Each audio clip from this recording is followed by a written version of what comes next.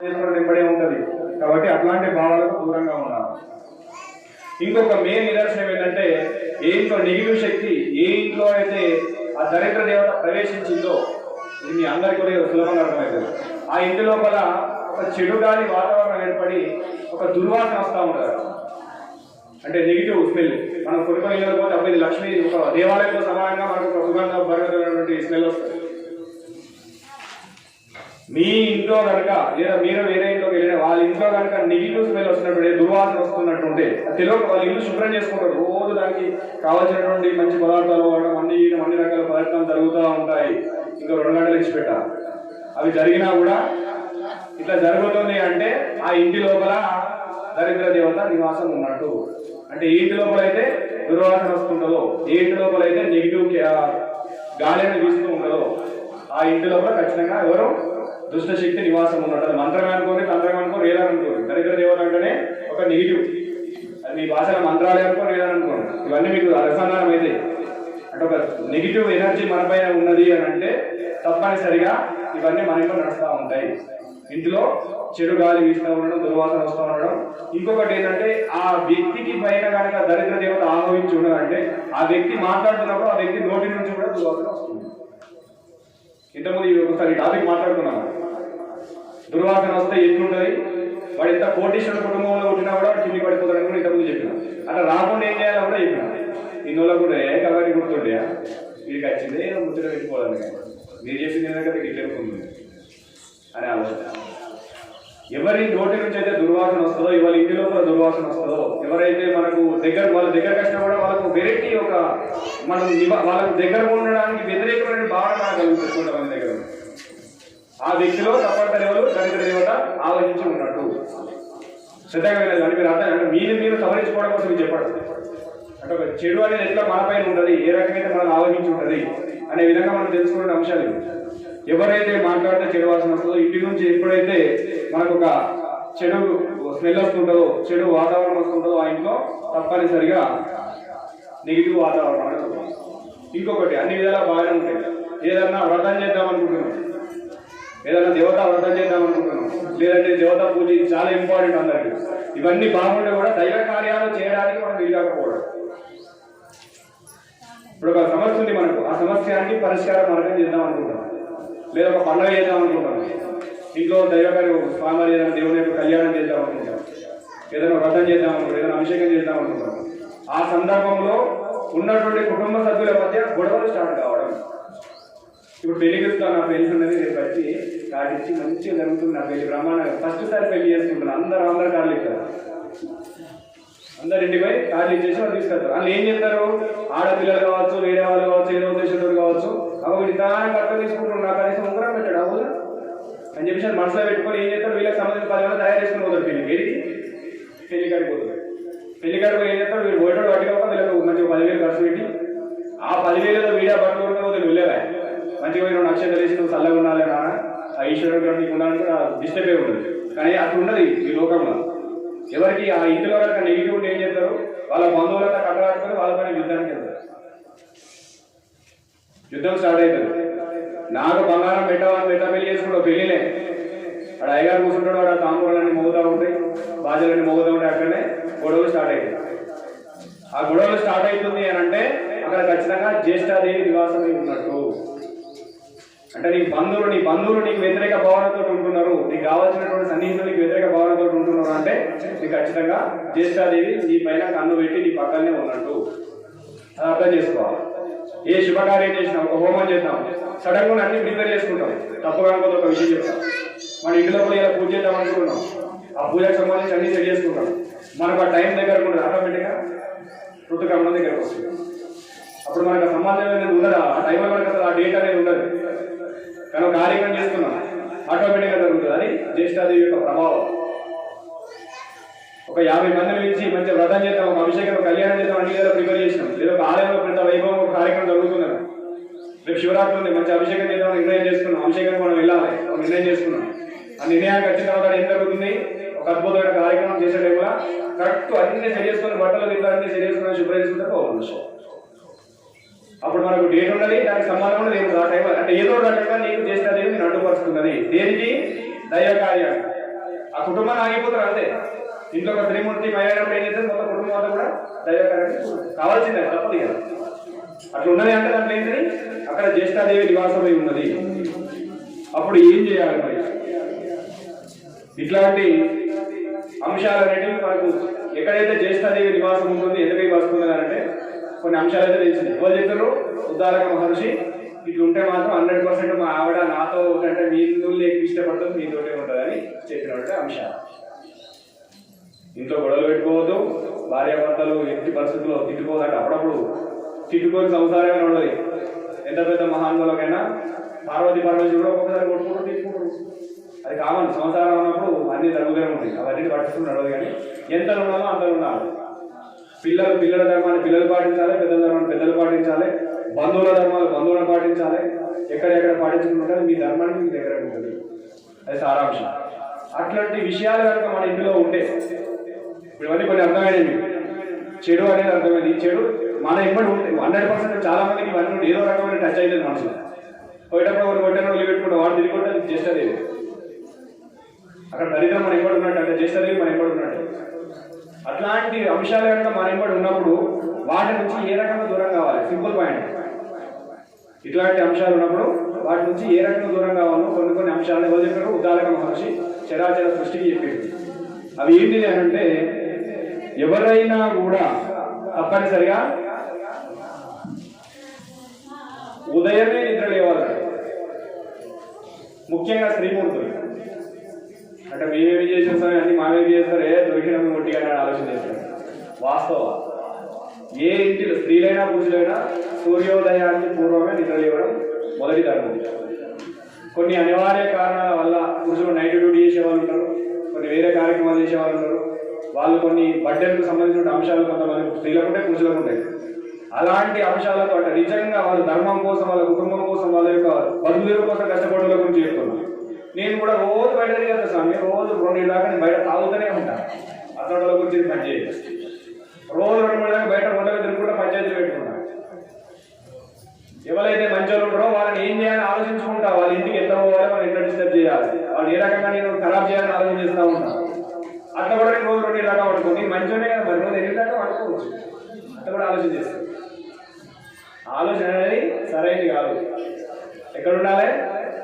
నువ్వు ధర్మబద్ధంగా నిజంగానే నీకు ఏమైనా పని ఉండి నీ కుటుంబ పోషణకై నీకై నువ్వు తప్పించే స్థితిలో కనుక నువ్వు ఉంటే నువ్వు కాసేపు 2 దాకా పడుకుని పోతున్న 8 దాకా పడుకో.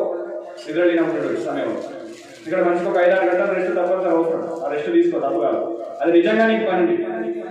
నువ్వు ధర్మవేత్త, నీ కుటుంబం కోసం కష్టపడుతున్నావు, లేదా నీ కోసం కష్టపడుతున్నావు, లేక లోక కళ్యాణం కోసం కష్టపడుతున్నావు, ఈ సృష్టికి ఒక మంచి పని చేయాలి, నువ్వు రాజకీయ నాయకుడి, ఒక మహా యోగివి, ఒక తపశక్తి గలవాడివి, అట్లాంటి సంపాదన నీకు ఉన్నప్పుడు నువ్వు సృష్టి కోసం ఎన్నో రహస్యాన్ని చేయాలి.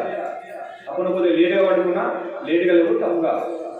కానీ ఏ పని లేదు, నేను రోజు సెల్ ఫోన్ చూస్తా, 9 గంటలకు 8 గంటలకు పని అయిపోయింది, వచ్చి తిన్నాక సెల్ ఫోన్ స్టార్ట్ చేసిన అంటే 12, 1, 2, 3, 4 అవుతుంది. ఇక 4కి అప్పుడే వదిలేసి డోర్ కొడతావు. ఇట్లా ఏమన్నా 4 అవుతుంది ఇవాళ ఏం లేదు, ఇక వండుకుంటున్నాను. అప్పుడు వండుకొని వెళ్ళలేదు 10 గంటలకు వెళ్తాడు. ఇద్దరు ఆడవాళ్ళకు ఉంటుంది, మగవాళ్ళకు ఉంటుంది. అలవాటు ఇప్పుడు అందరికీ అయిపోయింది. ఎప్పుడైతే నేను చెడు, ఆ చెడు అనేది ఆస్వాదిస్తున్నావు, ఎప్పుడైతే ఆ సెల్ ఫోన్ దాసోహం అనేది నీకు సంబంధమైన విషయాలు చూసుకుంటూ రోజు రాత్రి 2-3 గంటల దాకా చూసుకుంటున్నావు, తెల్లారి ఇబ్బంది అవుతుందంటే మాత్రం అది ఖచ్చితంగా నువ్వు తప్పు చేస్తున్నావు. అట్లాంటి సందర్భం ఉన్నప్పుడు ఏం చేయాలి? దాన్ని విడిచిపెట్టి ఖచ్చితంగా నువ్వు ఏం చేయాలి? ఉదయమే నిద్ర లేవాలి. ఫస్ట్ పాయింట్ గుర్తుపెట్టుకుని అందరూ, స్త్రీలకు పురుషులకు.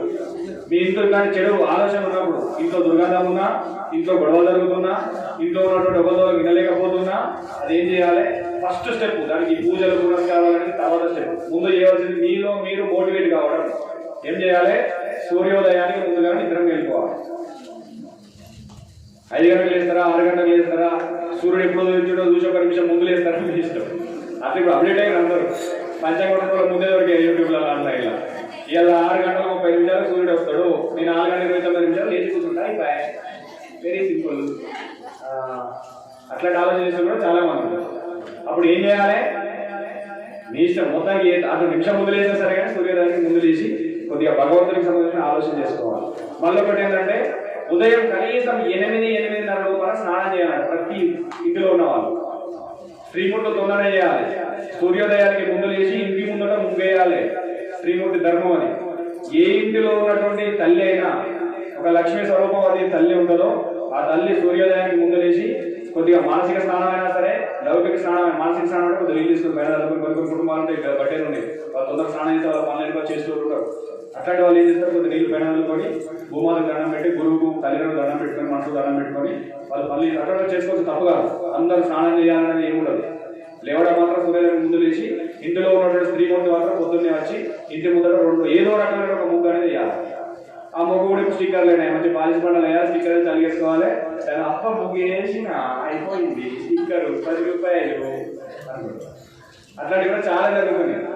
స్టిక్కర్లు బంద్ చేయండి దయచేసి. ఆ స్టిక్కర్ వేసినట్టే దాంట్లో చేసిన దేవత పట్టుకొని ఉంటుంది ముగ్గులే, ఆ ముగ్గులే ఉంటుంది ఎప్పుడో దా దా దా అంటుంది. నేను ముగ్గేసి వీడియోలు ఎత్తో తెలియాలి, ముగ్గు వేసిండే. ఆ ముగ్గు వేసినప్పుడు ఏం చేస్తాం, ఆ ముగ్గు ఆరు వేసినది మైండ్ సెట్ అయిపోతుంది. ఆ ముగ్గు ఆల్రెడీ నువ్వు మొన్ననే 100 రూపాయలు కొనుకొచ్చిన అయిపోయింది వేసిన ఇక దాన్ని ఏమో జల్లాలేసి చెప్ప నీళ్ళు వస్తుంది ముగ్గు రెడీ. అట్లాంటి సందర్భం ఏర్పడప్పుడు ఏంటంటే ఏంబడి ఖచ్చితంగా చేసేదే ఉన్నాడు. ఏ ఇంట్లో స్త్రీమూర్తి అయితే ముందుగా లేచి ఆ ఇంటి ముందు ముగ్గు వేస్తుందో ఆ ఇంటిలోకి దరిద్ర దేవత రాదు. అది ముఖ్యంగా స్త్రీమూర్తులు గుర్తించుకోవాలి. ఎప్పుడైనా మనం నిద్ర లేవడానికి సూర్యోదయానికి ముందు నిద్ర లేచే ఫస్ట్ స్టెప్. ఇంట్లో దరిద్రం తాండవిస్తుంది, అరగతి లేదు, బరగతి లేదు, కొట్లాడలు అవుతుంది, ఏదో డిస్టర్బెన్స్ జరుగుతుంది, అందరికీ కూడా కావాల్సింది చేసి ముందుగా లేసుకొని స్నానం చేసి ఇంటిని శుభ్రం చేసుకొని దైవస్థానాన్ని శుభ్రం చేసుకుని దీపారాధన చేస్తూ మనం ముందుకు తీసుకెళ్లే ప్రయత్నం చేయాలి. ఇంటిలో ఎవరికైతే ఎక్కువ దుర్గంధం వస్తూ ఉంటుందో చాలా ఇంపార్టెంట్. మా ఇంట్లో ఏం చేసినా ఇదే ఉంటుంది, ఎలాంటి కష్టం చేసినా అట్లనే ఉన్నది, ఇట్లాంటి వాళ్ళు ఉదయం నిద్ర మేలుకొని భగవంతుని సన్నిధిలో దీపారాధన చేసుకొని దానికి సంబంధించిన పూజా విధానం ఒక మహాత్ముల ద్వారా తెలుసుకొని, ఎందుకంటే ఒక యోగి వాక్యం తోడైతే రోజు మనకు గుడి ప్రదక్షిణ చేస్తున్నాం, ఎవరో చేయగా చూసినాం చేస్తున్నాం, తప్పు కాదు చేయండి. ఎందుకంటే ఒక గురుజీకి మనం దగ్గర కావాలంటే ఆయన యొక్క శిష్యుని దగ్గర కావాలి. దాసులకు దాసుల స్వామి అన్నాడు. ఒక గురుపుత్రుడికి కానీ గురుపుత్రుడు మనం కావాలంటే గురుపుత్రుల యొక్క సాన్నిహిత్యం మనకు వస్తుంది, సాంగత్యం మనకు వస్తుంది. అంటే దాని నియమాలు తెలుస్తుంది. గురువు దగ్గర పోతే ఏముంటుంది, మంత్రం ఏం చెప్తారు, ఆ మంత్రాన్ని ఎట్లా అనుష్ఠానం చేయాలి, ఎట్లా చేస్తే ఏం ఫలితం వస్తుంది, దాని ద్వారా మనకు కలిగేటువంటి లాభం ఏంటి, అది ఎక్కడ తెలుస్తుంది, డైరెక్ట్ గురువు దగ్గర కన్ఫ్యూజ్ అవుతాం. మనకు అనవసరం చెప్పచ్చు చెప్పకపోవచ్చు, దాన్ని నియమాలు తెలిస్తే మాత్రం మనం పనిచేస్తాం. కాబట్టి ఏం చేయాలి, చేసే ప్రయత్నం చేయండి. ఒక దేవుని ఆలయానికి మనం వెళ్తున్నాం, ఒక చూసిన తప్పుగా సంతోషంగా వెళ్ళండి, అట్లయితే మనకు అలవాటు అవుతుంది. ఆ దైవానుగ్రహంతో ఒక మహాత్ముని యొక్క వాక్యం కూడా ఆయన ఏం చెప్తాడు, నువ్వు ప్రదర్శన చేయనాడు ఈ పని అయిపోతుందని చెప్తున్నాడు. అప్పుడు ఏం చెప్తా చాలా మందివి, అది ఏం చెప్తున్నారు స్వామి, నేను ఇప్పటికీ 2 సంవత్సరాలు రోజు గుడి చుట్టూ తిరుగుతూనే ఉన్నా. తిరుగుతున్నావు కానీ ఎట్లా తిరుగుతున్నావు, నీ అంతా నువ్వు తిరుగుతున్నావు. దానికి ఏం కావాలి, గురు వాక్యం తోడు కావాలి. ఎప్పుడైతే గురువు నుంచి అది వచ్చినటువంటి వాక్యం ఉంటుందో ఆ వాక్యం సపోర్ట్ అయితే పనిచేస్తుంది. పాలలో ఎన్ని పాలు పోసినా పాలు ఎక్కినే ఉంటాయి. అది పెరగాలంటే కాసింత పెరిగేయాలి. ఆ పెరుగు అనేటువంటి వాక్యమే ఆ పాలను పెరుగా మార్చే ప్రక్రియనే గురువాక్యము. ఆ వాక్యాన్ని పట్టుకున్నప్పుడు తప్పనిసరి అందులో సెట్ అవుతుంది. అందుకు గురువాక్యం ప్రతి ఒక్క పూజ విషయంలో మనకు అవసరం. అది లేకపోతే మనకు సిద్ధించదు, కార్యం సిద్ధించదు. అట్లాంటి ప్రయత్నం చేసుకోవాలి. ఇంటిలో దుర్వాసన వచ్చేటటువంటి సందర్భం ఉన్నవాళ్ళు ఇంటిని ప్రతిరోజు కనీసం ఒక 90 రోజులు, మీరు శుక్రవారం లేదు, సోమవారం లేదు, మంగళవారం ఏం లేదు, నిత్యం శుభ్రం చేయాలి. ఎన్ని రోజులు, 90 రోజులు, ఒక 3 నెలలు. మా ఇంట్లో దరిద్ర దేవత ఉన్నది, ఆ 3 నెలలు ఇంకా నాన్ వెజ్ బంద్, లౌకిక విషయాలు బంద్. ఒక భగవంతుని దగ్గరికి పోవాలి, ఒక మహాత్ముని ఆశ్రయించుకోవాలి, ఆయన సలహా తీసుకోవాలి, తీసుకొని నిత్యం కూడా ఇంటిని శుభ్రం చేయాలి. ఏ రకంగా, ఇల్లుడు అడిగైనటువంటి ఆ వాటర్ జలంలో నీళ్ళల్లో కొద్దిగా దొడ్డు వేసుకున్నాడు, దొడ్డు వేసుకోవాలి, చాలా ఇంపార్టెంట్. దొడ్డు వేసి ఆ దొడ్డుకు కలిపినటువంటి ఆ నీళ్ళతో ఇల్లునంతా శుభ్రం చేయాలి. శుభ్రం చేసి తర్వాత ఏం చేయాలి, ఆ ఇల్లు తుడిచిన తర్వాత మళ్ళీ పచ్చకర్పూరము, పసుపు, యాలకుల పొడి, ఇది ధర్మంలో రాసి పెట్టి ఉంది. దాన్ని తీసుకొని అన్ని కూడా మనం ఒక కల్చంశం లాంటిదో ఇలాంటిదో తీసుకొని మొత్తం మళ్ళీ ఇంట్లో చల్లుకోవాలి. ప్రతిరోజు అది ఇల్లు కడుక్కోవాలి, ఇంట్లో చల్లుకోవాలి. ఏ ఇంట్లో దుర్వాసన వస్తుంది, మా ఇల్లు మంచిగా అవసరం లేదు, మీరు సెంటు కొట్టుకున్నాం అంటే మేము అంతకంటే అవసరం లేదు. మా వాసన ఏర్పడడం సెంటు కొట్టుకో ఒక గంట 2 గంటలు మళ్ళీ వాసన. శాశ్వతంగా నిలబెట్టే ప్రయత్నం. ఎవరు నిలబెట్టే ప్రయత్నం, జట్టక్కడ నిలబెట్టే ప్రయత్నం. పెద్ద అందరికంటే పెద్దగా అందరికి పిలవకుండా వస్తుంది. ఎట్లా వస్తుంది, నీకు కలిసిపోయి గంట ఎక్కువసేపు పడినా ఒకటి వస్తుంది, నీ కోపం వచ్చినట్టు ఎప్పుడొస్తుంది. పిలవకుండా వచ్చేదంటే జ్యేష్ఠక్క, అలక్ష్మీ దేవత. కాబట్టి అట్లా తర్వాత ఇల్లు శుభ్రం చేసుకోవాలి. ఇంటిలో పచ్చకర్పూరము తదితర అంశాలను మిక్స్ చేసుకొని ఇంటిని 90 రోజులు మనం నీటి ఉంచుకొని దానికి దీపారాధన జరుగుతూ ఉండాలి. అలా ఇంటిని కనుక ఎప్పుడైతే మనం శుభ్రం చేసుకుంటూ ఉంటామో ఆ ఇంటిలోకి ఉన్నటువంటి ఆ శక్తి అనేది నిర్వీర్యం అయిపోతుంది. శుభ్రం చేసుకుని ఇంట్లో దేవత దగ్గర దీపారాధన చేసుకొని ముఖ్యంగా ధూపం ఏదైనా సరే ఊదు కావచ్చు, మైసాక్షి కావచ్చు, మీకు సంప్రదాయ ప్రకారంగా మీ పెద్దలు ఏదైతే మార్గం దొరుకుతారో నిత్యం జరగాలి. ఎన్ని రోజులు? ఆ 90 రోజులు కంటిన్యూ జరగాలి. మేము నిత్యం చేయగలుగుతాం అంటే మీరు నిజంగా లక్ష్మీ స్వరూపం. ఆ విధానాన్ని నిత్యం ధూపం వేసుకుంటాం, నిత్యం దీపారాధన చేస్తాం, నిత్యం మాకు ఎలాంటి అవకాశం మా పెద్దక్క బియ్యం మేము ఎప్పుడు మా చిన్నక్కతోటే ఉంటామని ఆలోచన ఉంటే కనుక నిత్యం ఆరాధన చేసుకోండి, నిత్యం ఊదుకోవేయండి, నిత్యం భగవంతుని ఆరాధన చేసుకోండి అన్ని కూడా నడిపించుకోండి. అది మీకు అందరూ కూడా ఉపయోగపడే అంశం. కాబట్టి ఏం చేయాలి? ఇంటిని శుభ్రంగా ఉంచుకొని ఇంట్లో నిత్యం దైవారాధన చేసుకుంటూ ఆవు నీతో దీపారాధన చేసుకొని మంచి ఆరాధన చేసుకోవాలి. అయినా కూడా కొన్ని కుటుంబాలు ఇంత చేస్తున్నా కొద్దిగా ఆ చెడు వాతావరణం తగ్గదు. అప్పుడు కూడా ఒక మహా తాంత్రికుడు చెప్పాడు ఉద్దాలక మహర్షి. ఏంటంటే పొట్టతోడున కొబ్బరికాయ తీసుకుంటాడు. మీకు ఇంతకుముందు చెప్పిన పొట్టతోడున కొబ్బరికాయ తీసుకుపోవాలి, ఇంట్లో పెట్టుకోవాలి, మనం తీసుకొచ్చి ఇక్కడ హోమాలి అంటే మిగతా శివయ్య తీసుకుంటాడు. అది భగవంతుడు దత్త సాంప్రదాయాలు ఉండాలని చెప్పింది. కొంతమంది పాటిస్తున్నారు, కొంతమంది మాకే అన్ని సనాతనాలు మేమేనా అనే వాళ్ళు. ఏం చెప్పిన ఉదాహరణ మహర్షి అంటే ఏంటిలోనైనా కూడా నెగిటివ్ శక్తి అనేది ఎంత చేసినా పోవట్లేదు అని అంటే కొబ్బరికాయ తీసుకొని పంచభూతాలకు స్వరూపంగా కొబ్బరికాయ తీసుకొని దానిపైన ఆవు నెయ్యి వేస్తాడు. ఆవు నెయ్యి వేయాలి. ఆవు నెయ్యి పోసి ఏమి మనకు ఏదైనా సరే సమిధలు చెడు కర్ర కాకుండా మంచిది రాగి కానీ, మేడు కానీ, వేప కానీ, చువ్వి కానీ అట్లాంటి కర్రలు తీసుకొని దాంతో అగ్గి తయారు చేయాలి. అది మనం రోమన్ చేసి ఆ పొట్టుతో కొబ్బరికాయ దానిపైన పెట్టేసేయాలి. దాంతో భస్మం చేయాలండి. ఆ కర్రలతోటి భస్మం చేయాలి. చేస్తే ఈ కొబ్బరికాయ నెయ్యి ద్వారా వచ్చినటువంటి ఆ సుగంధపరమైనటువంటి ఆ శక్తికి ఒక కాస్కోటి కవర్కు, ఎందుకంటే నువ్వు ప్రకృతికి స్మరణ చేసినావు, నా ఇంట్లో ఉన్నటువంటి దరిద్రం పోవాలని స్మరణ చేసుకుంటూ నీకు గురువు ఇచ్చేటువంటి నామాన్ని స్మరణ చేసుకుంటున్నావు. కాబట్టి ఆ యొక్క శక్తి ద్వారా ఏమవుతుంది? ఆ యొక్క వైబ్రేషన్ ద్వారా ఇంట్లో దరిద్ర దేవత దూరం అవుతుంది. అది అందరూ కూడా చేసుకోవచ్చు. అట్లా చేయలేని వాళ్ళు ఏం చేయండి? కొబ్బరికాయ తీసుకపోయి ప్రతి నెలకు తీసుకొచ్చి ఇక్కడ వేయండి. అంతా ఈశ్వరుడు చూసుకుంటారు. అందుకోసం చెప్పినటువంటి సందేశం అది మీ అందరూ గుర్తుపెట్టుకోవాలి. ఎప్పుడైతే ఆ విషయాన్ని మనం దృష్టిలో పెట్టుకుంటామో కష్టములే కాదు, దుఃఖాలులే కాదు, ఎల్లకాలం వీళ్ళు మంచిగా సంకల్పం చేసుకుని అందరూ కూడా కార్యక్రమం చేసుకోవడం ముందుకు వెళ్ళిపోవచ్చు. అందరూ కూడా గుర్తించుకునే ప్రయత్నం చేయండి. అందరికీ కూడా ఆ భగవంతుని యొక్క అనుగ్రహం ఉండాలనే విధంగా ఈ యొక్క విషయాన్ని అందిస్తున్నాం. ఇంకా చాలా అంశాలు ఉన్నాయి. పాపం ఇప్పటికీ మా సార్ 4-5 సార్లు బొర్రలో పెడతాను. కాబట్టి మిగతా తర్వాత మాట్లాడుకునే ప్రయత్నం చేద్దాం. ముఖ్యంగా ఏంటంటే ఏది ఏమైనా కూడా ఒక చిన్న అంశం, ఇంట్లో అందరూ కూడా బట్టలు కుదుతా ఉంటారు. ఈ చిన్న చిన్న ముచ్చట అంటే 10 నిమిషాలు ముచ్చట అయిపోతుంది, ఆకలి ఎప్పుడైనా అవుతుంది. ఏం జరుగుతుంది అంటే బట్టలు ఉతికినటువంటి స్త్రీమూర్తులు చాలా మంది ఏం చేస్తారు? ఉతికినటువంటి ఆ నీళ్లను బకెట్ పెట్టి కాళ్ళ మీద వస్తున్నారు. ఎప్పుడు కూడా కాళ్ళ మీద ఉతికిన బట్టల నీళ్ళు కాళ్ళ మీద పోసుకోవాలండి. వాడు ఎంత ధనవంతులన్నా కానీ ఆ ధనవంతులకు ఎప్పుడైనా పోసుకుంటాడు వీడని పెద్దగా చూస్తున్నారు. ఉదాహరణ మహర్షి ఇక్కడ సూత్రాలు ఇది ఉన్నది. ఇంట్లో ఎవరు పెడతారో మాకే వెనకమ్మా ఆయన పెడతారు, ఇలా వస్తుంటారు, మాకే పెడుతున్నారు. మీరు వింటే కదా మాకు తెలిసేది. ఇంట్లో మా వాళ్ళు వింటారు. ఇంట్లో కనుక మీరు బట్టలు వినేటువంటి సందర్భం ఉంటే ఆ సందర్భం జరిగినప్పుడు ఆ పిండినటువంటి ఆ జలాన్ని మనం కాళ్ళ మీద పోసుకుంటే కొంతమంది ఆలోచిస్తారు. ఆ నీళ్లను ఒక గంట పక్కబట్టి తెల్లగైతే తీసి మళ్ళీ మనం వాడుకోవచ్చు అనే విధంగా ఆలోచించే మహాత్ములు ఉంటారు. బట్టలు వింటే నీళ్ళు షార్టేజ్ ఉండవు.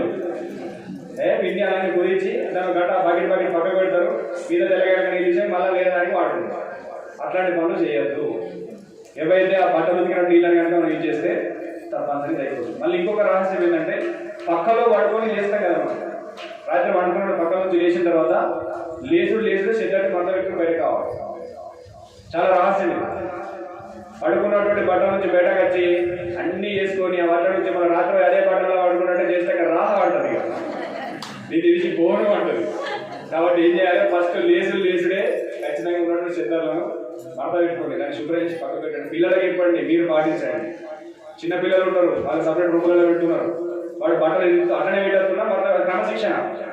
అక్కడ నుంచి స్టార్ట్. భూమాతకు నమస్కారం చేసుకుని కాళ్ళు కింద పెట్టడం, అరచేలో చూసుకొని లక్ష్మీ సరస్వతి పార్వతి తలుసుకోవడం, కరాగ్రే వసతే లక్ష్మి కరమధ్య సరస్వతి కరములేది గోవింద ప్రభాతే కరదర్శనం. గవని మాకు తెల్లాలేసి సెల్ఫోన్ ఎన్ని మెసేజ్లు వచ్చినాయి, ఎన్ని లైక్లు వచ్చినాయి, ఎన్ని వ్యూస్ వచ్చినాయి చూడాలి ఫస్ట్.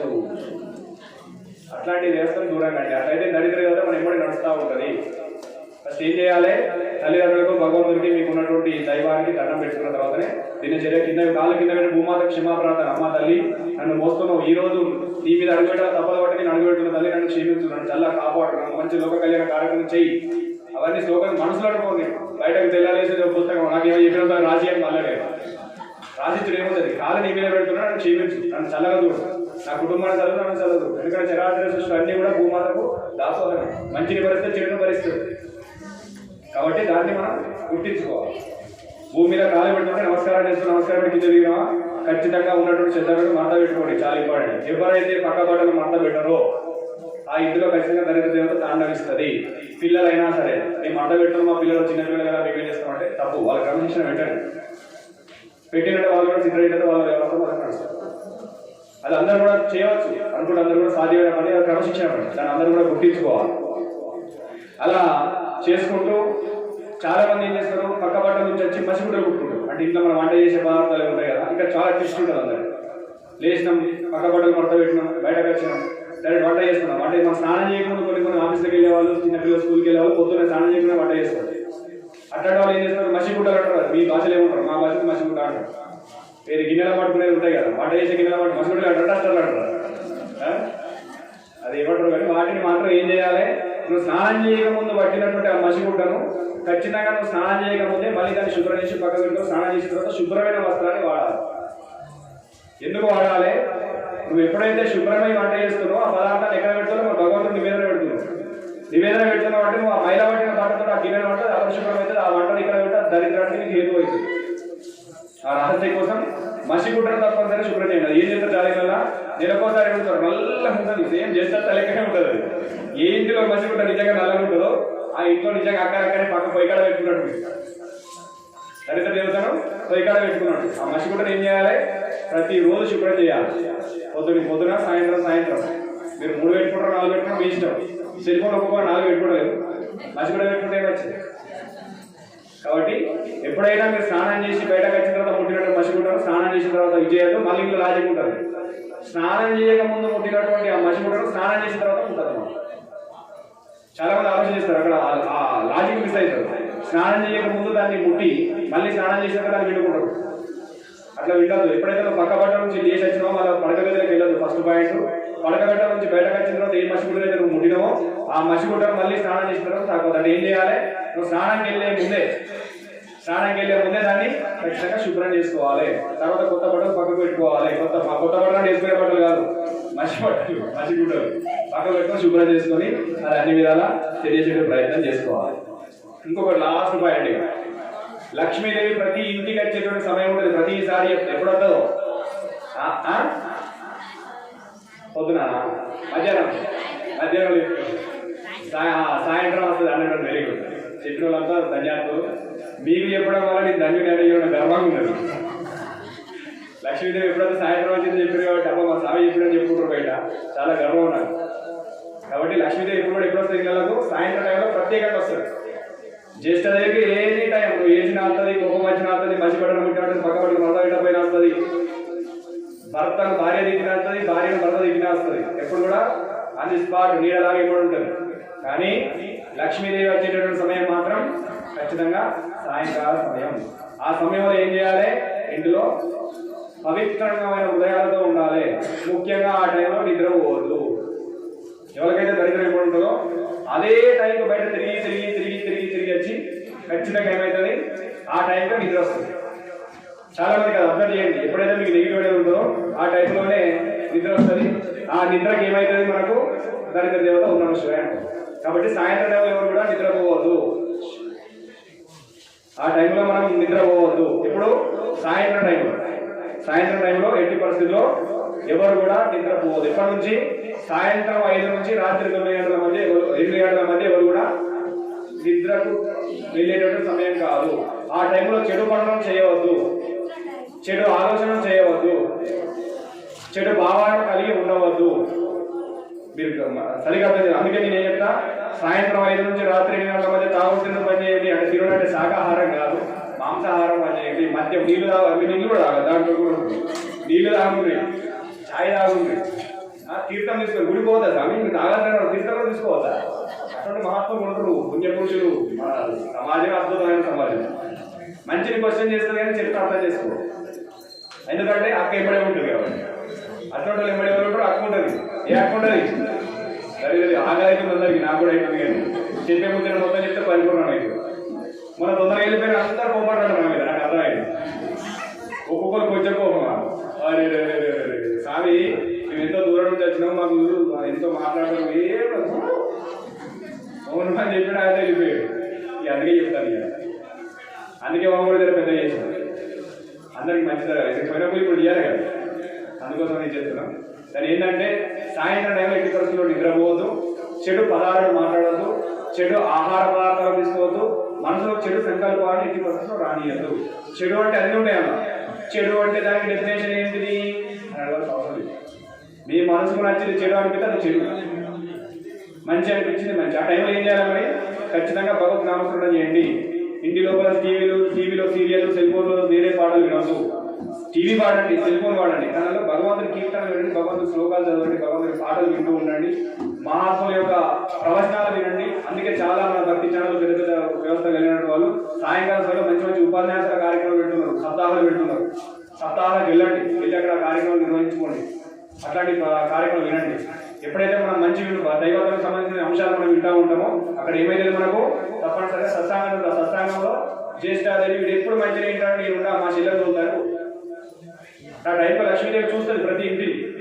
ఎవరైతే ఆ టైంలో మంచి ఆనందపూరితంగా మంచి దైవత్వానికి దగ్గర ఉంటారో ఆ ఇంటి ఎల్లకాలం కలకాలం తప్పకుండా సుఖశాంతి సంతోషాలతో ఆనందంతో విరాజిల్లుతుంది లక్ష్మీదేవి వరం. ఆ వరం మనకు కావాలంటే ఆ టైంలో చెడును మనం దూరంగా పెట్టుకోవాలి. అది ప్రతి ఒక్కరు గుర్తించుకునే ప్రయత్నం చేయండి. నిత్యము దీపారాధన అన్ని విధాల ముందుకెళ్తూ మన శ్రేయస్కరమైన అంశాన్ని మనకు చూపెడుతుంది. ముఖ్యంగా ఇలాంటి సందర్భాలు జరిగినప్పుడు ఏం చేయాలి? మనకి ఇంట్లో కొద్దిగా కింద మీద జరుగుతున్నది, వెంబడే ఒక మహాత్ముని ఆశ్రయించండి. ఎందుకంటే మన కర్మల వలన, మన యొక్క స్థితి వలన తప్పనిసరిగా కొన్ని ఇబ్బందులు జరుగుతూ ఉంటాయి. వాటిని తొందరగా మనం అర్థం చేసుకోవచ్చు. ఒక మహాత్ముని ఆశ్రయించి ఏం చేయాలి? ఆయన యొక్క వాక్కు ద్వారా, తపస్సు యొక్క శక్తికి వాక్కు శక్తి అనేది ఉంటుంది. ఆ శక్తి ద్వారా, ఆ వాక్కు ద్వారా మనకు శుభం అనేది జరుగుతుంది. అందుకు గురువుని ఆశ్రయించండి, అందుకు మహాత్ముని ఆశ్రయించండి, అందుకు పెద్దలను ఆశ్రయించండి. వాళ్ళ దగ్గర ఏముంటుందంటే ఏముంటుంది అనేటోళ్ళ దగ్గరనే హక్కు ఉంటుంది, పెద్ద హక్కు ఉంటుంది. అది అర్థం చేసుకోండి. ఆ గుడికి ఏమున్నది, ఈ మహాత్ముని దగ్గర ఏమున్నది, ఇక్కడికి పోతే ఏమొస్తుంది అని ఆలోచన చేస్తారు. నువ్వు జరగొట్టు చూసినావా? అటువంటి ఏమైనా చేసేకుండా చేసాక నీకు పాత్ర చేయడానికి ప్రయత్నం చేస్తున్నాడు. ఆ అంశాన్ని గుర్తించుకునే ప్రయత్నం చేయాలి. ఎప్పుడైనా కూడా ధర్మానికి దగ్గరగా ఉండే ప్రయత్నం చేయండి, సాధు సత్పురుషులకు దగ్గరగా ఉండండి. ఒకసారి నాకు ఏమైపోయింది, ఇట్లా నేను ఆకలి అవుతుంది, కొద్దిగా తగ్గింది పాపం అప్పటి ఇచ్చిన లోపలికి వచ్చింది. ఏం చేస్తుంది? ఒకసారి నాకు ఏం జరిగిందంటే అమ్మా, మళ్ళీ చెప్తుంది, శివరాత్రి టైంలో మంచి విషయం దాన్ని మొత్తం వివరిస్తా. ఒక సత్సాంగం జరిగింది ఇంటి దగ్గర, ఒక మంచి పౌర్ణమి కార్యక్రమం జరిగింది. నాకు ఒక 2 రోజుల తర్వాత ఫీజు పోటీలు ఉంటాయి. అంటే నేను చిన్న స్కూల్లో చదువుకుంటాను. అప్పుడు ఫీజు పోటీలు ఏంటంటే ఒక 5 6th నుంచి 10th వరకు ఉన్నారంటే 5 మీకు తెలిసింది, ఇప్పుడు ఉన్నాయో లేదా ప్రాసెస్, కానీ 5 సభ్యులు ఉంటారు. ఒక్కొక్క పాఠశాల నుంచి 5 6వ తరగతి 7, 8, 9, 10 వరకు ఒక 5 సభ్యులు వచ్చి ఒక టీం అయిపోతుంది. నా అదృష్టవాత నేను కూడా ఆ టీంలో సభ్యుని, ఆ టీంకు నేనే లీడర్. ఏం చేయాలి? మంచిగా ప్రిపేర్ కావాలి. 2 రోజుల తర్వాత ఫీజు పోటీ ఉన్నది. ఆ ఫీజు పోటీలో మంచిగా మనం ప్రిపేర్ కావాలి. దేనికోసం? అలా ఏం క్వశ్చన్ అడిగినా మనం సమాధానం కోసం చదువుకోవాలి. నా అదృష్టం ఎట్లున్నదంటే ఆ 2 రోజుల ముందు మా ఇంటికాడ ఒక పెద్ద కార్యక్రమం జరిగింది. సాధువులు మహాత్ములు అందరూ వచ్చారు. అందులో ఒక మంచి సహస్రావధానికి సంబంధించినటువంటి వ్యక్తి వచ్చింది. అవధానం, అష్టావధానం అంటే ఒక వ్యక్తి అడిగినటువంటి ఒక ప్రశ్నకు 8 మంది అడిగినటువంటి ఒక ప్రశ్నకు ఒక శ్లోక రూపకంగా దానికి సమాధానం చెప్పే శక్తి ఉంటుంది అలాగే. అంటే అట్లాంటి ప్రశ్నలే వాళ్ళు సంధిస్తారు. ఆ ప్రశ్నలు మనం సమాధానం చెప్పాలి. వాళ్ళు మహాకవులు అంటారు. అట్లాంటి వ్యక్తి ఒకసారి వచ్చింది. సత్సంగం జరుగుతుంది. మా సాధు మహాత్ములు ఎంతో మంది ఉన్నారు. జరిగేటప్పుడు ఎన్నో డిస్టెన్స్ అన్నీ జరిగినాయి. అద్భుతంగా సత్సంగం జరిగింది. నేను పోయి చదువుకుంటే నానేవాడు ఏం చెప్తాడు, కూర్చొని తప్పది, బయట కూడా పోనీయపోతాడు, చెప్తే ఇబ్బంది అనిపిస్తుంది కదా. నాన్నగారితో సత్సంగం జరుగుతుంది, భజన జరుగుతుందంటే మామూలుగా పర్సనల్ ఎన్నోసార్లు ఏరి చేసుకుంటాను. భజన పెట్టిండు అంటే నా భజన అయినట్టే. ఆ రోజు చిన్నపిల్లగా నాకు ఏం రాదు, కానీ భజన ప్రోగ్రాం ప్రతి వారం ఉంటుంది, అమాసరికి ఉన్నకుంటుంది కార్యక్రమం. ఇక నా అదృష్టం మనిషి మహాత్మాలు ఎవరైనా వచ్చినట్టే నా పని అవుతుంది. పక్క ఏం చేయాలి, పక్క కూర్చోవాలి. అట్లా అనుభవించుకోవడానికి ఇంత దూరం ఏం చేసినా అతను సత్సంగి వాళ్ళు రంగానే అర్థం. నాకు ఫీజు పడి ఫీజే ఏమన్నా కానీ భగవంతుని నమ్ముకున్నా, అది ఏదైనా మంచిదే. ఈరోజు ఇద్దరు మహాత్ములు దొరకడం మహాభాగ్యం. కాబట్టి ఏం చేయాలి? సాధు సత్సంగంలో ఖచ్చితంగా ఉండాలి. ఏం చేసినా వాళ్ళతో నైట్ అంతా గడుపుకుంటుంటే అలా క్వశ్చన్ల మీద క్వశ్చన్లు వచ్చి కొన్ని కాదు. అంటే సత్సంగం జరుగుతుంది. క్వశ్చన్ అంటే నువ్వెంత నేనంత అన్నట్టు కాదు, నువ్వు పెద్ద నేను పెద్ద అంటే కొట్టుకున్నట్టు కాదు. ఒక సత్సంగం, ఒక మంచి వాతావరణం చాలా అద్భుతంగా ఉంటుంది. ఇప్పుడు మనం మాట్లాడుకున్నాడు ఇలా మంచి వాళ్ళకి నచ్చదు, చెడు వాళ్ళకి ఒక్క మనకు అన్నం పెడితే మంచిగా ఉంటుంది, ఎంతసేపు నచ్చుతాడో అన్నట్టుంటుంది జస్ట్ ఎక్కడం. అట్లాంటి సందర్భాలకి అట్లాంటి ఇబ్బంది జరుగుతుంది. అప్పుడు ఏమైపోయింది అంటే సత్సంగం జరుగుతుంది, అద్భుతంగా తెల్లారవడం జరిగింది. క్విజ్ బోర్డు నాకు స్టార్ట్ అయింది. 2 రోజుల తర్వాత క్విజ్ బోర్డు స్టార్ట్ అయింది. టగ్ ఆఫ్ వార్ మాకు ఒక కర్మలో కార్యక్రమం జరిగింది. ప్రైవేట్ స్కూల్లో కార్యక్రమం జరిగింది. కర్మలో ఒక ప్రైవేట్ సంబంధించిన వ్యవస్థ వాళ్ళు కాంటాక్ట్ చేశారు.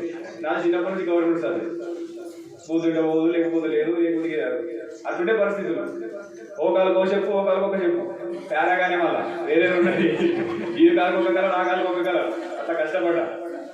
చెప్పులు లేకుండా 8 కిలోమీటర్లు నడిచిపోయి వచ్చిన. కాలేజ్ చేయడానికి దాదాపు రోజు 13, 26 కిలోమీటర్లు అపోవడం చేసి సైకిల్ మీద. సైకిల్ పంక్చర్ అయితే నడుచుకుంటూ పోయినా గంట ముందు ఎంత అయిపోయాయి. అట్లా కష్టపడుకుని వెళ్ళేసిన చదవాలి. మరి విద్యావాన్ లభతే జ్ఞానం. ఎక్కడైతే చదువు ఉంటుందో అక్కడ ఖచ్చితంగా జ్ఞానం, ఖచ్చితంగా భగవంతుడు అర్థంగా ఇస్తాడు. చదువులోని కూడా నేను చదవలేనంటే అజ్ఞానం పెద్దకే పడుతుంది. ఫీజు కూడా స్టార్ట్ అయింది. మరి గవర్నమెంట్ స్కూలే, అద్భుతమైన ప్రదర్శన జరిగింది.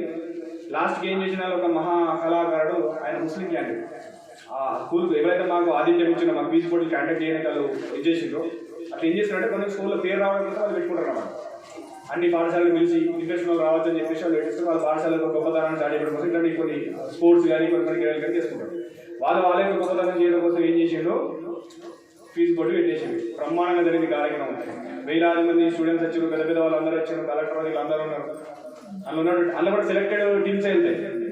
అలా పోటీలకు వెళ్ళాలంటే గ్రామ స్థాయిలో సెలెక్ట్ కావాలి, మన స్థాయిలో సెలెక్ట్ కావాలి, సెలెక్ట్ అయిన డిస్ట్రిక్ట్ స్థాయిలోకి వెళ్ళాలి. సెలెక్టెడ్ వాళ్ళని తీసుకుంటారు. విద్యారంగం వాళ్ళకి అందరూ తెలిసిన విషయం. ఆ రైన్లో సెలెక్ట్ అయ్యి డిస్ట్రిక్ట్ లెవెల్లో మేము వెళ్ళినాం, మా టీం వెళ్ళింది. అలాగే గ్రూప్ లీడర్ కూర్చున్న తర్వాత అద్భుతంగా జరిగింది. అందరికీ ఆ స్కూల్కు మాకు సేమ్ స్కూల్. అయితే సిట్టుపోతాయని ఇప్పుడు క్వశ్చన్ అనే చెప్పాలి. సిట్టుపోతే తేలిన సంగతి ఎటువాడో వాళ్ళకి తెలియదు. ఏం చేసినా మేధావి వాళ్ళు పోరాటాల కనీసం సమయం ఏర్పడితే నేను ఒక క్వశ్చన్ అడుగుతాను. కొన్ని చెప్పేసి అసలు ఒక 4 క్వశ్చన్ వరకు ప్రిపేర్ చేసి పెట్టి ఏంటిది ఆ క్వశ్చన్ అంటే, రామునితో పోరాడి భరతుడు సగ భాగం అడిగాను. ఏందో ఏమో అసలు క్వశ్చన్ కూడా అడుగుతారా? రామునితో పోరాడి భరతుడు సగ భాగం అడిగాను. దాని వివరణ చెప్పాలి. ఏంటుంటుంది అది? తెలుగులో ఉంటుంది. తెలుగులో ఉంటుంది. అది ఎక్కడ ఉంటుందో నాకు కూడా తెలియదు వాస్తవానికి. రాముడితో పోరాడే సగ భాగం, భరతుడు సగ భాగం అడిగాను. దానికి సమాధానం చెప్పాలి. ఆ పోరాటానికి ఏం చేసి తీసుకుంటే కొన్ని ఏం చేసినట్టు 10 క్వశ్చన్లు ముందు ప్రిపేర్ చేసి పెడతారు. మన స్కూల్ అయినా అంతే. మనం చెప్పారు, అరే ఏమన్నా కానీ రా, మనం ఖచ్చితంగా కొట్టాలి. మన కాలం కొట్టాలంటే ఏం చేయాలి? కొన్ని 20 క్వశ్చన్లు కూడా ఏర్పాటు చేసుకోవాలి. 20 క్వశ్చన్లు అంటే ఇట్లాంటి అలా సబ్జెక్టుతో సంబంధం లేని అనమాట. ఏం చేసి వాళ్ళకన్నా ప్రిపేర్ చేసి పెడతారు. ప్రిపేర్ చేసి పెట్టే వరకు వాళ్ళు ఏం చేసి నా అదృష్టం వాళ్ళ దురదృష్టం తెలియదు కానీ అందరినీ మర్చి పెడతారు. ఎవరు ఆపోజిట్ టీం వాళ్ళు ఇద్దరు కలిపి ఒక క్వశ్చన్ ఇస్తున్నారు. ఈ క్వశ్చన్ తెలిసిన వాళ్ళు 10 సెకండ్ల లోపు చేయలేపాలి. ఎందుకు లేపాలి? ఆన్సర్ చెప్పడానికి లేపాలి. ఫస్ట్ వాళ్ళకి ఇచ్చే అవకాశం 10 సెకండ్లు 20 సెకండ్లు అయిపోయింది, పాస్ అండి. మేము కూడా మనం ఫెయిల్ అనే కాడికి వచ్చింది లేక ఏం చేసినారు? 2 రోజుల ముందు నాకు ఎవరు వచ్చిన మహాత్ములు అందరూ వచ్చారు. లీడింగ్ ఉంది, టాప్. మంచి అర్థం చేసుకొని సత్సంగం అంటే సాధు సత్సంగంతో ఉంటే మనకు కలిగే లాభాలు ఇప్పుడు నాకు అనిపించింది. ఎందుకు నాన్నగారు వచ్చి మొదలని ఏ విషయం క్వశ్చన్. అది ముస్లిం క్యాండిడేట్, తెలుగు భాష పైన మంచి పట్టున్నటువంటి క్యాండిడేట్, అద్భుతమైనటువంటి క్యాండిడేట్. అసలు క్వశ్చన్ మీరు ఎక్కడ కూడా విన్నారు, దానికి అర్థం అబ్బో ఏంటిది ఆ క్వశ్చన్ ఏంటిది? రామునితో పోరాడి భరతుడు సగ భాగం అడిగాను. ఎక్కడ ఉంటుందా రామాయణంలా? నాకు అర్థం అన్నా నువ్వే తీసుకో, రాజ్యం అనేది ఉంటుంది కానీ నాకు రాజ్యం మీద ఎక్కడ ఉన్నది? నువ్వు రాకపోయినా తోలేదు పాలికలు తీసుకుపోయి పట్టాభిషేకం చేసుకుని నేను ఏలుకుంటానా? నాకు ఈ రాజ్యం వద్దు, నాకు ఏదద్దు, నువ్వే గొప్ప అనేటువంటి వ్యక్తి భరతుడు. అట్లాంటివి ఏమి ఇచ్చిండు? వ్యతిరేక ప్రతిష్ఠిండు. దష్టావధానాలు. ఏంటిదా క్వశ్చన్? రామునితో పోరాడి భరతుడు సగ భాగం అడిగాను. అక్కడ ఉంటుంది దృష్టి. ఏం చేయాలి? వాళ్ళకి ప్రిపేర్ చేసి పెట్టి మాకు ముచ్చట మా పురాణం ఊపం అన్న ఏమో ఉంటుంది ఇంత కథ గతం మనకేముంటుంది, మనకి తెలుగులో ఉందా, ఇలా ఉందా, హిందీలో ఉంది, ఇది ఏడా లేదు. అది అంతా వేరే ఉన్నాయి. మన ఓన్ నమస్కారనే. ఇక లాస్ట్కి 1-2 లెక్క పెడతారు, చిత్తుపోతానే అయితే మనకి అయిపోయినంటే సెకండ్ ప్లేస్. మనం సెకండ్ ప్లేస్ ఖరారని ఫైనల్ అయితే ఏం చేసినా అమ్మ వాగ్దేవి నీ దయ, దత్తా నీ దయ, ఓం నమ శివాయ నీ దయ మనసు సంకల్పం చేసుకునేసరికి సుర్రు మన ఎక్కడో మాట్లాడిన మాట గుర్తుకైతే ఏంటది ఒక ఆలోచించి ఎక్కడో విన్నట్టుంది ఎక్కడైనా 2 రోజుల కింద జరిగినట్టు సత్సంగంలో ఈ మాట విన్నా, రాత్రి 2:30-3 ప్రాంతంలో ఈ ప్రశ్న వచ్చింది. అప్పుడు ఉండే కాంప్లికేట్ లేదా, అప్పుడు చిన్నగా మాట్లాడుకునే చిన్నగా నచ్చేది, గుర్తొచ్చేది. ఇప్పుడు ఇవి ఉన్నదో లేదో మీకు తెలుసు కదా, ఏమైపోయింది దానికి ప్రశ్నకు ఆన్సర్ చెప్పాలి. అది అద్భుతమైన ప్రశ్న. అది అవధానాలకు వాళ్ళ ఆ స్థాయిలో వాళ్ళకి మాత్రమే అందుతుంది దానికి సమాధానం, వేరే వాళ్ళకి అందరు. అప్పుడు దానికి సమాధానం చెప్పాలి. ఇక 5 పోతుంది ఏమైనా కానీ చెయ్యదు. ఏమైనా కానీ యుద్ధం చెయ్యకముందు ఓటమి ఒప్పుకోవద్దు. యుద్ధం పోరాడి 500 కొట్టారు 50 ఓవర్లలో, మనం కొట్టకుండా డిక్లేర్, మాకు బాగుంటాడు వెనకట ఆయన డిక్లేర్ అంటుండే. ఆటలు సమయం అయిపోయింది, ఆ డిక్లేర్ చేసుడు నాకు ఇష్టం ఉండదు ఎక్కడ కానీ కనీసం పోరాడితే అయితే ఓటమి ఉంటుంది, గెలుపని ఉంటుంది. కానీ పోరాడకుండా ఓటమిని అంగీకరించేవాడు అది కరెక్ట్ తత్వం కాదు. ఏం చేయాలి? రామునితో పోరాడి భరతుడు సగ బాగా అడిగిన ప్రశ్నకు సమాధానం చెప్పాలి. అమ్మా నీ దయ, నన్ను ఇంత దూరం తీసుకొచ్చినావు, ఎంతో మందికి సేవ చేపిస్తున్నావు, ఈ ప్రశ్నకు సమాధానం, అప్పుడు ఆ ప్రశ్నకు సమాధానం నా మైండ్లో వాస్తవానికి అది గుర్తొచ్చింది కానీ సమాధానం చెప్పరాలి. ఆన్సర్ చెప్పడం తెలియదు. ఏం చేసినా మనసు సంకల్పం చేసుకుని ఏమన్నా కానీ అచ్చట కష్టాల కడలిని పొగనికేనా, అచ్చట కష్టాల కడలిని పొగనికేనా, సంపదలు కలిగినప్పుడు తోడు వచ్చే వారదయంచు, సంపదలు కలిగినప్పుడు తోడు వచ్చే వారలు అంతయంచు, భరతుడు రామునితో పోరాడి సగ భాగమడిగేను అనే విషయం చెప్తే కలెక్టర్ల కాంచెలి సపోర్ట్ కొట్టి అద్భుతంగా ఆన్సర్ చెప్పింది. అంశం ఏంటి అక్కడ అంటే దాని సారాంశం, వాళ్ళ సారాంశం ఏదో చదివిన అయిపోయింది, దానికి అంశం చెప్పాలంటాడు. అంశం చెప్పాలి అక్కడ ఫిష్ ఏదో అడ్డి మరి కూడా వాళ్ళ క్లాస్ పెట్టిన రాయిన వంట పడాలి, ఇంకా శ్లోకం ఉంటుంది. నాకు దానిలో లేదండి బ్యాడ్ చేయక పూర్తి చెప్పలేకపోతే వాళ్ళు సార్ మీకు ప్రిపేర్ అయ్యి చెప్తారు. దాని అంశం ఏంటంటే రావణుడు సీతామాత తీసుకుపోతాడు, ఆడ యుద్ధం జరుగుతుంది. ఆ లక్ష్మణుడు మూర్ఛ చెందుతాడు. మూర్ఛ చెందిన సమయంలో ఆ మూర్ఛను తొలగించడం కోసం సంజీవి మూలికను అంజనేయుడు తీసుకురావాలి. ఆ మూలిక నదిలోకి ఏం చేస్తాడు? అంజనేయుడు గుట్టను ఎత్తుకున్నాడు. గుట్టను ఎత్తుకుని ఏం చేస్తాడు? ఆ గుట్టను తీసుకొచ్చేటటువంటి ప్రాంతంలో అయోధ్య పై నుంచి ఈ రాముల వారు ఉన్న సముద్ర తీరానికి ఆ గుట్ట రావాలి. ఏది? సంజీవ పర్వతం రావాలి. ఆ పర్వతం వచ్చేటటువంటి సమయంలో ఆంజనేయ స్వామిని ఎవరు? భరతుడు చూస్తాడు. ఇది విషయం మీకు చదువుతా అర్థమవుతుంది.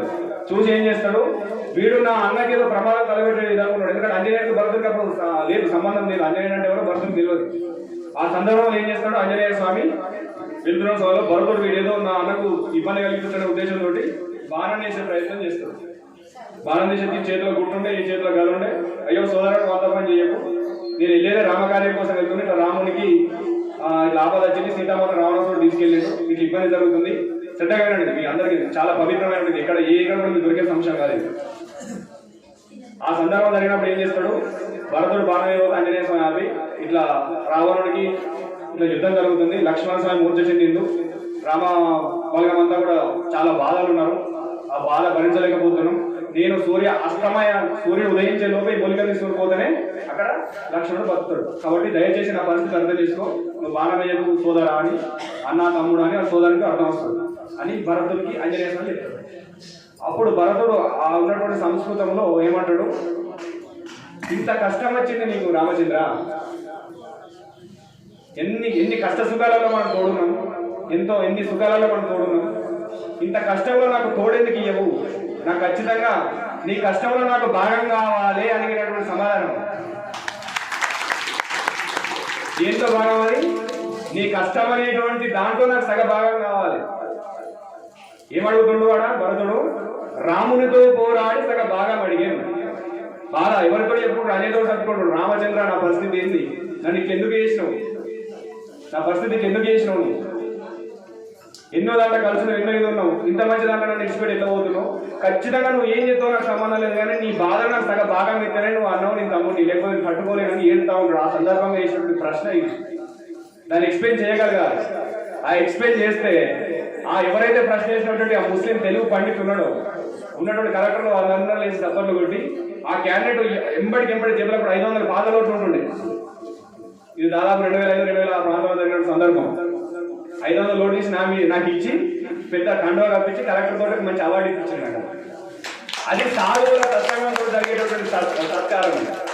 అది నేను ఎక్కడ చదువుకుంటే వచ్చేది కాదు, అది ఎక్కడ వచ్చింది మహాత్ములతో ఆ రోజు నేను ఏడ్చుకుంటా కూర్చున్నా కాబట్టి, అది ఎక్కడో కొద్ది దగ్గర నా మైండ్ ఉన్నది కాబట్టి దానికి సమాధానం చెప్పాలి. అది ఎప్పుడు పని అంటే మీరు కూడా ఎప్పుడైనా ఒక సత్సంగం జరుగుతుందంటే దాన్ని నా అనుభవపూర్వకంగా చెప్తున్నది. ఒక మహాత్ముడు మనకు ఒక విషయాన్ని ఎక్స్ప్లెయిన్ చేస్తుండు, ఇది మీ అందరు బండగుట్ట అయిపోవాలి. ఎక్స్ప్లెయిన్ చేస్తున్నాం అంటే దాని బాధతో ఈర్చతో ఎప్పుడు పోతారు అనేటువంటి ఆలోచనతో కాకుండా దాన్ని ప్రేమతో స్వీకరించగలగాలి. అప్పుడు నేను తెలుసుకున్న అంశం అది మనలో ఎప్పుడో ఒకసారి లాస్ట్ విషయంలో ఇప్పుడు డువారడ్ అయినాక అక్కడ ఉన్నది విజయమా ఇక స్వర్గమా అనేటువంటి సందర్భంలో నాకు ఏం ఉపయోగపడ్డది, వాళ్ళు చేసినట్టు సత్సంగం సారాంశం నాకు ఉపయోగపడ్డది. కాబట్టి సాధు సత్సంగం అనేది ఎప్పుడైనా మానవులను ఏం చేస్తుంది, ఖచ్చితంగా మొదటి స్థానంలో ఉంచుతుంది తప్ప ఏ రకంగా ఖరాబ్ చేయదు. అందుకోసం సాధువులు ఆశ్రయించుడు అది ధర్మం. కాబట్టి ధర్మం అందరూ పాటించుకోవాలి. ఇప్పటికే మీ అందరినీ బాగా ఇచ్చేసినట్టున్నా కాబట్టి మిగతా కార్యక్రమాన్ని కూడా ఈశ్వరుడు చూసుకుంటాడు. మా రమేష్ చాలా గట్టిగా వస్తుంది.